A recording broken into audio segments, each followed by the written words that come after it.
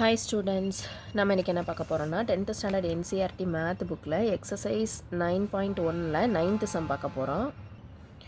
The angle of elevation of the top of the building from the foot of the tower is 30 degree. அப்ப என்ன கொடுத்திருக்குனா first வந்து ஒரு டவரும் ஒரு பில்டிங்கும் இருக்கு.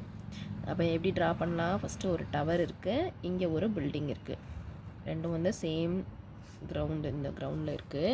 அதுக்கடுத்து angle of elevation of the top of the building from the foot of the tower is 30 degree. இப்போ இங்கே எழுதிக்கலாமா? இது டவர், இது பில்டிங். என்ன கொடுத்துருக்கு? டாப் ஆஃப் த பில்டிங், அதாவது பில்டிங்கோட டாப்பில் இருந்து டவரோட ஃபுட்டு இதுக்கு மேக் பண்ணுற ஆங்கிள் எவ்வளோவா? எத்தனை டிகிரியா? 30 டிகிரி. இதுவும் வந்து கிரவுண்டு, இது கிரவுண்ட் லெவல். இங்கே வந்து 30 டிகிரி மென்ஷன் பண்ணியாச்சு, கொஸ்டினில் இருக்குது. அதுக்கடுத்து எனக்கு வந்து the angle of elevation of the top of the tower from the foot of the building. இங்கே டவர்லேருந்து இந்த பில்டிங்கோட ஃபுட்டுக்கு வருது. இதோட ஆங்கிள் எவ்வளோ கொடுத்துருக்குறாங்கன்னா 60 டிகிரி அப்படின்னு கொஸ்டின் கொடுத்துருக்காங்க. If the tower is 50 metre height, டவரோட ஹைட் என்ன கொடுத்துருக்காங்க? 50 மீட்டர். அந்த ஹைட் ஆஃப் த பில்டிங், இந்த ஹைட் வந்து எவ்வளோன்னு கேட்டிருக்காங்க பில்டிங்.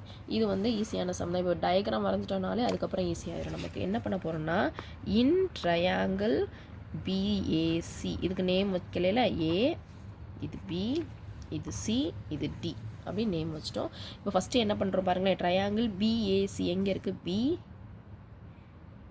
ஏ சி, அதாவது இந்த ட்ரையாங்கிள் இருக்கு இல்லையா, பிஏசி, இந்த ட்ரையாங்கிள் ஃபஸ்ட் 60 டிகிரி ட்ரையாங்கிள் எடுப்போம். அதுக்கு என்ன எழுத போகிறோம்னா, tan 60 degree is equal to, இந்த இருக்குது, இதை மறந்துடணும். சப்போஸ் கன்ஃபியூஷனாக இருந்தால் தனியாக கூட ட்ரைகிராம் போட்டுக்கலாம், தனியாக போட்டுக்கலாமா? இப்போ தனியாக போட்டால் என்ன வரும்? பிஏசி எப்படி இருக்கும்? இப்படி இருக்கும். இந்த இருக்குது பாருங்கள், இது ஏ, இது பி, இது சி, இங்கே 60 டிகிரி, இங்கே வந்து 50 மீட்டர். இதை வச்சுக்கிட்டு தான் எழுத போகிறோம். இப்போ tan 60 டிகிரினா ஆப்போசிட் பை அட்ஜசன்ட்னு எழுதுவோம். அப்போ ஏசி பை என்ன எழுதணும்? ஏபி அப்படின்னு எழுதுவோம். அப்போ tan 60 டிகிரியோட வேல்யூ என்ன தெரியும்? √3, தட் இஸ் ஈக்குவல் டு 50. இதோட வேல்யூ ஏபி. அப்போ ஏபியோட வேல்யூ மட்டும்தான் நமக்கு வேணும். AB is equal to 50 by √3. √3 cancel பண்ணால் என்ன பண்ணணும்? √3 டிவைடட் பை √3ஆல் மல்டிப்ளை அண்ட் டிவைடட் பை பண்ணுவோம். பண்ணால் என்ன வரும்? மேலே 50 √3 வரும், டிவைடட் பை 3ன்னு வரும். இது எப்படி இருந்துட்டு போட்டோம். இப்போ ஏபியோட வேல்யூ கண்டுபிடிச்சிட்டோம். இப்போ இன்னொரு ட்ரையாங்கிள் விட்டுருக்கோம்ல, இந்த ட்ரையாங்கிள் முடிச்சோம்னா இந்த ஸ்மால் ட்ரையாங்கிள் இருக்குது பார்த்தீங்களா, ஏபிடி, இந்த ட்ரையாங்கிள் வச்சு செய்வோம். அப்போ இந்த ட்ரையாங்கிள் வச்சு பண்ணோம்னா, இன் ட்ரையாங்கிள் ஏபிடி,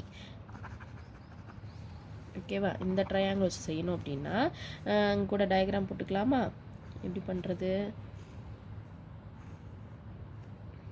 ஏபிடி. இப்போ இங்கே வந்து 30 டிகிரி, இதுக்கு ஆப்போசிட்டில் இருக்க லென்த் தெரியாது. ஆனால் வந்து ஏபி கீழே இருக்கிறது கண்டுபிடிச்சிட்டோம். என்னது? 50 √3 பை 3ன்னு கண்டுபிடிச்சிட்டோம். இந்த மட்டும் இப்போ என்னன்னு லென்த்து கண்டுபிடிக்கணும் இந்த பில்டிங்க்கு. அப்போ என்ன பண்ண, இதுவும் வந்து tan 30 degree that is equal to என்ன வரும்? பிடி, ஆப்போசிட் பை கீழே இருக்கிறது ஏபி, ஆப்போசிட் பை அட்ஜசன்ட். ஆங்கிளுக்கு ஆப்போசிட்டில் இருக்கிறது ஆப்போசிட் சைடு, கீழே இருக்கிறது அட்ஜசன்ட் சைடு. சரியா? இப்போ என்ன எழுத போகிறோம்? பிடியோட வேல்யூ கண்டுபிடிக்கணும்ல. கண்டுபிடிச்சா என்ன வருங்க? That is equal to tan 30 டிகிரியோட வேல்யூ என்னது? 1 பை √3. பிடியோட வேல்யூ என்னது? தெரியாது. பிடியை வந்து என்ன போட்டுக்கலாம்? ஹச்ன்னு வச்சுக்கலாமா? தெரியாதா? ஓகே, ஹச்ன்னு கூட வச்சுக்கலாம். ஹச் டிவைடட் பை ஏபியோட வேல்யூ என்ன இருக்குது? 50 √3 பை 3. இப்போ என்ன பண்ணணும்? இந்த டிவிஷன் கீழே டிவிஷன் வந்துருந்துச்சுன்னா இது நியூமரேட்டர் போயிடும். அப்போ என்ன வரும்? 3h divided by 50 √3. ஓகேவா? இப்போ நெக்ஸ்ட் என்ன பண்ண போகிறோம்? 1 பை √3 இருக்குது, ஈக்குவல் டு 3h பை 50 √3. நமக்கு ஹெச் மட்டும்தானே வேணும். அப்போ இந்த √3 இங்கே போயிடும், இந்த 3 வந்து கீழே டினாமினேட்டருக்கு வந்துடும். That is equal to H is equal to என்ன வரும்? 50 √3. அதாவது இந்த 50 √3 மேலே போயிடுச்சு. அதே மாதிரி கீழே இருக்க ஆல்ரெடி இருக்க √3 அப்படியே இருக்கும். இங்கே இருக்க நியூமரேட்டரில் இருக்க 3 வந்து கீழே டினாமினேட்டருக்கு வந்துருச்சு, இன்ட்டு 3. இப்போ √3 கேன்சல் ஆகிட்டா என்ன ஆன்சர் மட்டும் வரும்? 50 பை 3 மட்டும் கிடைக்கும். 50 பை 3ன்னு அந்த சைடில் டிவிஷன் போட்டு பார்க்கலாமா? 50யை 3ல் டிவைட் பண்ணால் என்ன கிடைக்கும்? 1 3 is 3, ரிமைனிங் 2, bring down 0. என்ன வரும்? 8 6 3s are 18. கரெக்டாக? 6 3s are 18 போக ரிமைனிங் 2. அப்போ ஆன்சர் என்ன கிடைக்கும்னா, therefore height of building is equal to 16. இதை மிக்ஸ்டு ஃப்ராக்ஷன் எழுதுகிறோம், 2 by 3 மீட்டர். அவ்வளோதான். இது ஒரு பாக்ஸ் போட்டு கன்க்ளூட் பண்ணிக்கலாம். தேங்க்யூ.